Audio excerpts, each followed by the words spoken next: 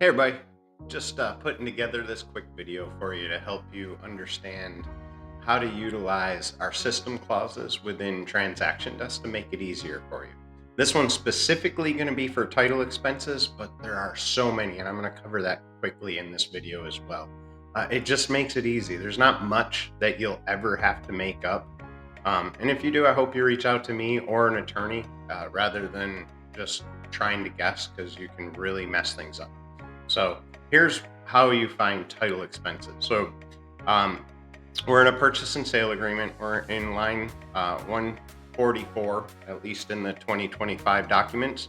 And as you can see, nothing pops up. Now, I do have some of my own basics that have been used in the past. But since we don't have a pop up window, my suggestion is to go down to line 51 or 151, where you have a bigger box and you can see you have add clauses. Click on that. It'll pull up three things. Now you can put personal clauses that you've used in the past, but we already have office clauses and system clauses built in here. For title, you're going to find them under office clauses. So if you go in here, scroll to the bottom, three different types. Is your buyer paying title expenses? Is the seller paying title expenses? Or do you intend to split it evenly between the two, the overall cost? We're going to use buyer paid title expenses. Okay. So I'll click there, go over to OK, and here it is. Now, what I'm going to do is I'm going to uh, copy or cut it, paste it in the right boxes, and now it says all title policies to be purchased by the buyer. That means everything that's related to title policy, that's an expense line, will be paid by the buyer. There is the other one that says seller, so that one's just going to say the same thing, except to paid by the seller.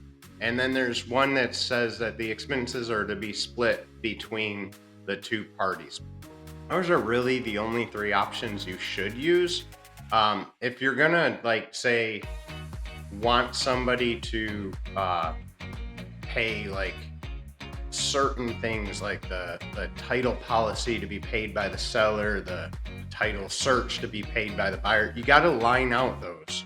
There is no specific expenses dictated to either party by any normalized rule. So you have to be specific. But I suggest staying away from that and only using these three.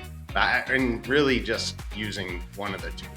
Is the buyer going to pay for it or is the seller going to pay for it? That's 99% of my transactions end up in that.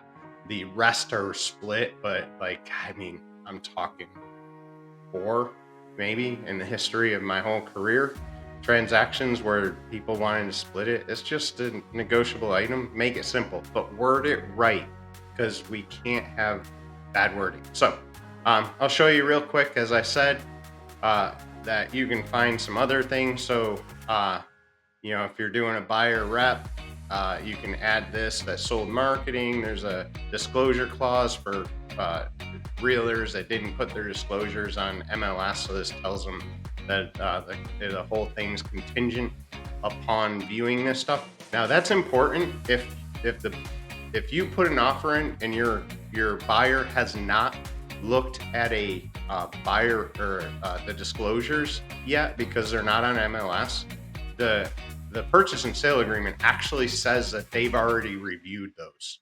And so you need to put this clause in. That's a big one.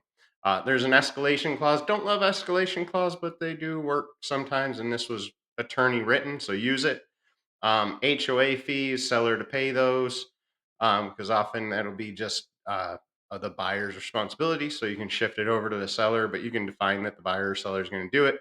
Home sale contingency, listing rep wording, and then the title expenses. Those are the things under office expenses.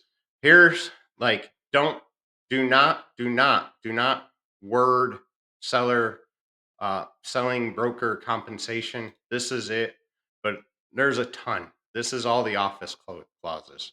So as you can see, you should go through and see all the wonderful languages that are in here, language that's in here. But all you do is you click on which one you want, click OK.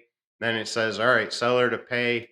And you just change it to how much percent, and then you change to Genovations Realty being the assisting broker. This would actually go in special steps, not up here. I'm just showing you that it's there so you can put it in there. It makes it really easy for you. This is all legal. This was created by TAR. Use this. Don't make it up. If you make it up, you might mess it up. Um, let's not mess it up. So that's your video for the day. Hope it helps, and I hope you have a blessed day. Talk to you soon.